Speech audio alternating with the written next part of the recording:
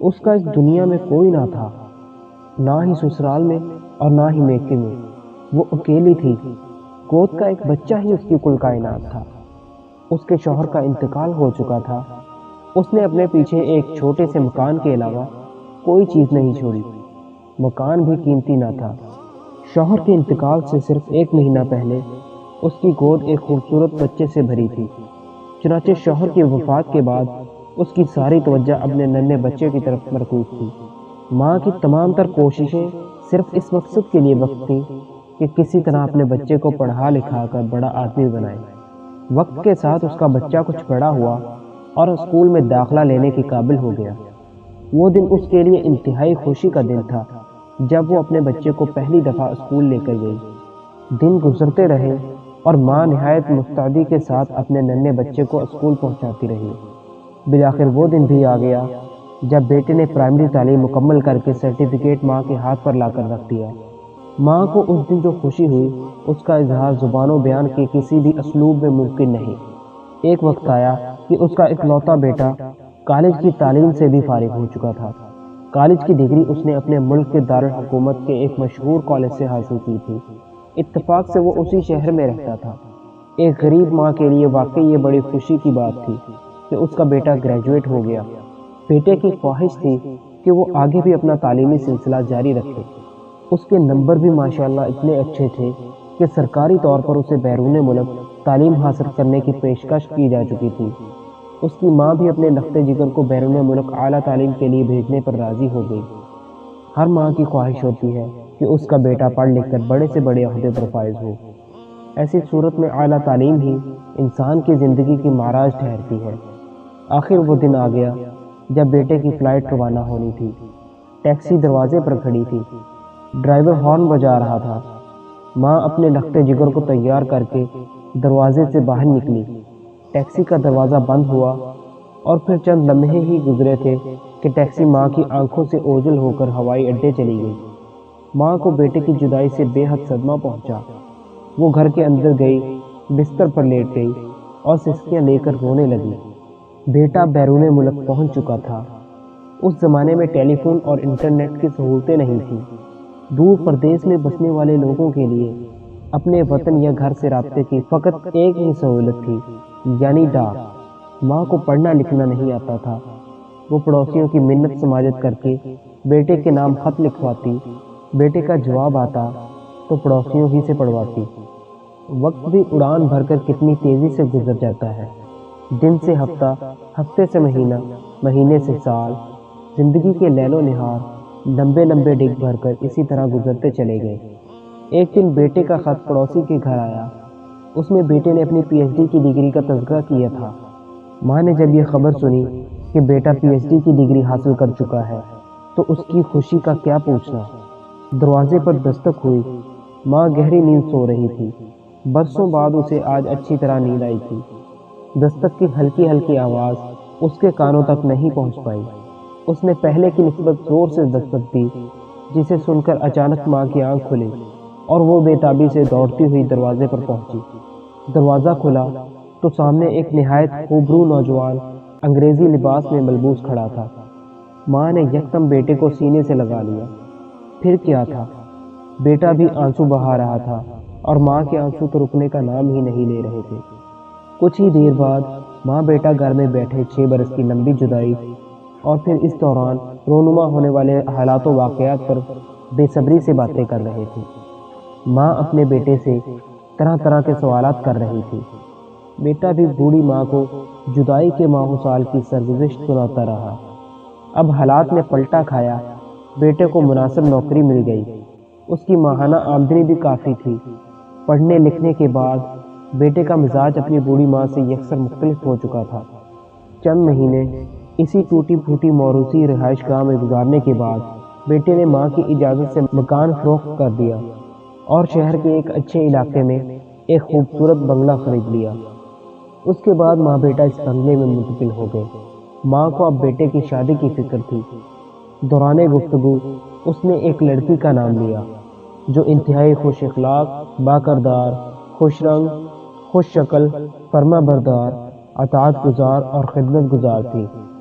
کئی مہینوں سے ماں نے اس لڑکی کو اپنی نگاہ میں رکھا ہوا تھا اور دل ہی دل میں اسے اپنے بیٹے کے لیے منتخب بھی کر لیا تھا، مگر وہ لڑکی ماڈرن زمانے کی لڑکیوں کی طرح زرق برق لباس کی شوقین اور بازاروں میں گھومنے پھرنے والی نہیں تھی، بلکہ وہ شرم و حیا کی پتلی تھی۔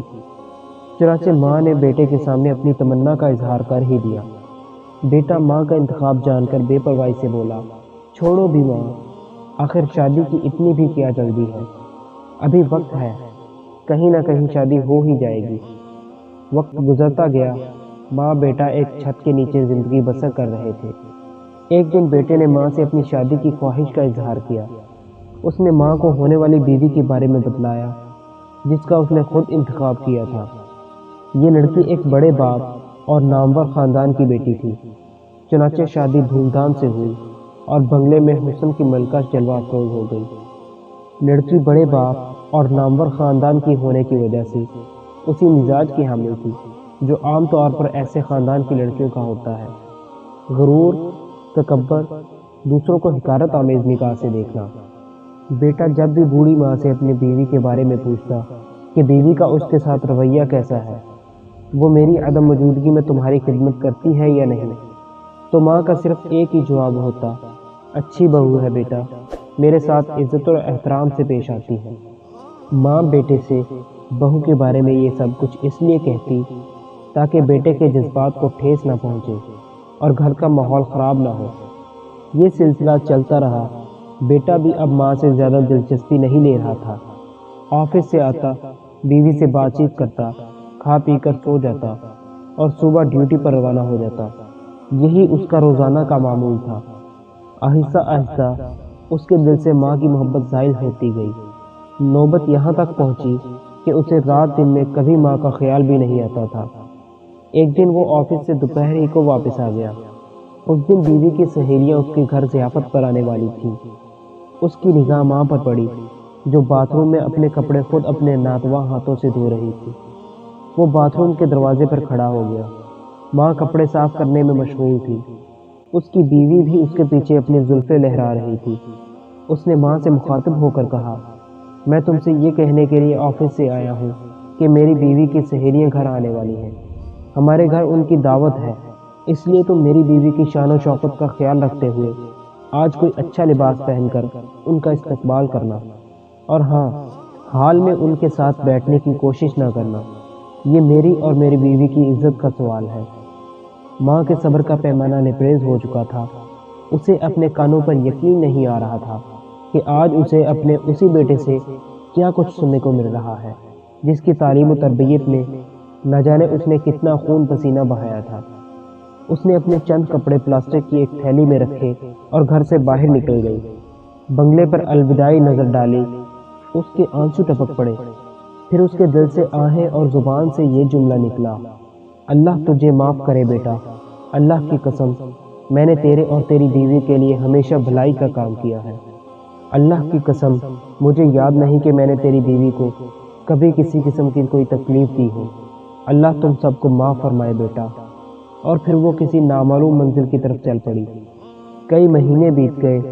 بوڑھی ماں کبھی اس کے در پر، کبھی اس کے در پر، کبھی ایک کے گھر، کبھی دوسرے کے گھر اپنی زندگی کے دن گزارتی رہی۔ وہ گاہے بگاہے لوگوں سے اپنے بیٹے کی خیریت بھی دریافت کرتی رہتی تھی۔ دن گزرتے گئے، بہو بیٹا ماں کی یاد سے غافل ہوتے چلے گئے۔ اب انہیں بھول کر بھی ماں یاد نہیں آتی تھی۔ اس واقعے کو کئی سال گزر چکے تھے۔ اچانک بیٹے کو کوئی بیماری لاحق ہوئی۔ دیکھنے میں تو یہ عام سی بیماری لگ رہی تھی۔ ایک کلینک کا ڈاکٹر علاج میں کامیاب نہ ہو سکا تو اس نے اسے ہسپتال میں داخل ہونے کا مشورہ دیا۔ بیوی نے اسے ہسپتال میں داخل کرا دیا۔ ادھر ماں کو کسی نے بیٹے کی نازک حالت کے بارے میں بتلایا تو وہ تڑپ اٹھی۔ اس نے فوراً ٹیکسی کرائے پر لی اور ہسپتال پہنچ گئی۔ ماں آخر ماں ہوتی ہے۔ ماں کی ممتا اور اس کی محبت کی مثال اس دنیا میں کہاں مل سکتی ہے۔ بیٹے کی بیماری کے بارے میں جب سے اس نے سنا تھا، بے چین ہو گئی تھی اور بیٹے سے ملاقات کے لیے تڑپ رہی تھی، مگر بہو کے کہنے پر ہسپتال کے سٹاف نے اسے بیٹے سے نہ ملنے دیا۔ ایک مدت تک ہسپتال میں علاج چلتا رہا۔ پھر ڈاکٹروں نے کہا کہ مریض کو گھر لے جائیں اور وہیں علاج کریں۔ گھر میں علاج چلتا رہا۔ مگر علاج میں کوئی خاص کامیابی نہیں ہوئی۔ جب اس کا بینک بیلنس ختم ہو گیا تو گھر کی اشیاء فروخت کرنے کی نوبت آ گئی۔ ادھر بیوی بھی خدمت کرتے کرتے پریشان ہو گئی۔ وہ بات بات پر شوہر پر ٹوٹ پڑتی اور جلی کٹی باتیں سناتی تھی۔ لاچار شوہر بستر پر پڑا بیوی کی باتیں برداشت کرتا رہتا تھا۔ ایک دن بیوی نے غصے میں آ کر کہا، بس بہت ہو گیا، جب سے میں نے تمہارے گھر میں قدم رکھا ہے مشکلات اور پریشانیوں کی چکی میں پس رہی ہوں۔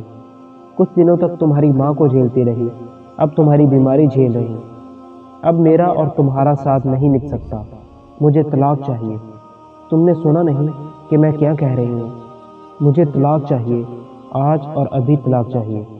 بیوی کی باتیں سن کر یوں لگا جیسے اس نے میرے چہرے پر آہنی تھپڑ رسید کر دیا ہے۔ اس نے بیوی کے مطالبے پر فوراً طلاق نامہ تیار کرایا اور طلاق ہو گئی۔ طلاق کے بعد اس کی صحت دن بدن گرنے لگی۔ اب اسے اپنی ماں کی یاد ستانے لگی۔ گرتی ہوئی صحت اور مفلسی کی حالت میں اسے اپنی ماں کی ضرورت بہت شدت سے محسوس ہوئی۔ روئے زمین پر صرف ایک ہی ہستی تھی جو اسے زندگی کی طرف لا سکتی تھی، اور وہ اس کی ماں تھی۔ لیکن ماں اللہ جانے وہ کہاں گم ہو چکی تھی۔ عرصہ دراز سے لوگوں کو اس کے بارے میں کچھ خبر نہیں تھی۔ وہ ماں کی تلاش میں شہر کے گلی کوچوں کی خاک چھانتا رہا، در در جاتا اور ماں ماں کی رٹ لگاتا۔ ایک دن وہ ایک محلہ کی مسجد کے پاس سے گزر رہا تھا۔ مغرب کا وقت آن پہنچا۔ وہ اسی مسجد میں نماز پڑھنے کے لیے رک گیا۔ مسجد میں داخل ہوا تو دروازے پر اس کی نگاہ ایک بوڑھی خاتون پر پڑی جو ہاتھ میں کاسہ گدائی لیے کھڑی تھی اور نمازیوں سے بھیک مانگ رہی تھی۔ یہ اس کی وہی ماں تھی جس نے اسے پال پوس کر بڑا کیا تھا اور اعلیٰ تعلیم دلانے کے لیے نہ جانے کتنی مصیبتیں جھیلی تھیں۔ وہ ماں جس نے بیٹے کو پڑھا لکھا کر بڑا افسر بنایا تھا اور یہ تصور کر بیٹھی تھی کہ اس کا بیٹا بڑا آدمی بن جائے گا تو اس کے درد کا درد ماں ثابت ہوگا، لیکن آج وہ حالات کے دوراہے پر کاسہ گدائی لیے کھڑی تھی اور مسجد کے سامنے بھیک مانگ رہی تھی۔ بیٹے کو بڑا جھٹکا لگا اور وہ فوراً ماں کے قدموں میں گر گیا اور رو رو کر معافی مانگنے لگا۔ پھر اس نے ماں کا ہاتھ پکڑا اور گھر روانہ ہو گیا۔ وہ راہ چلتا جاتا تھا اور بآواز بلند کہتا جاتا تھا، اللہ کی لعنت اور فرشتوں کی پھٹکار ہو ایسی بے وفا بیوی پر جس نے مجھے ماں جیسی عظیم ہستی سے جدا کر دیا۔ لعنت ہو میری پی ایچ ڈی کی ڈگری پر جس نے میرے دل سے ماں کی محبت نکال دی۔ لعنت ہو اس بنگلے پر جس نے مجھے ماں سے بیگانہ کر دیا۔ لعنت ہو میری بھاری تنخواہ پر جس نے میرے دل کو اندھا کر کے ماں کی عظمت شناسی چھین لی۔ گھر پہنچ کر وہ ہچکیاں لے کر رونے لگا۔ اس نے ماں کے پاؤں پکڑے اور معافی مانگی۔ ماں آخر ماں ہوتی ہے، اس کے جذبہ محبت کی مثال کہاں مل سکتی ہے۔ اس نے بیٹے کے سر پر محبت سے ہاتھ پھیرا اور کہنے لگی، نہیں بیٹا، کوئی بات نہیں، مجھے تم سے کوئی تکلیف نہیں پہنچی۔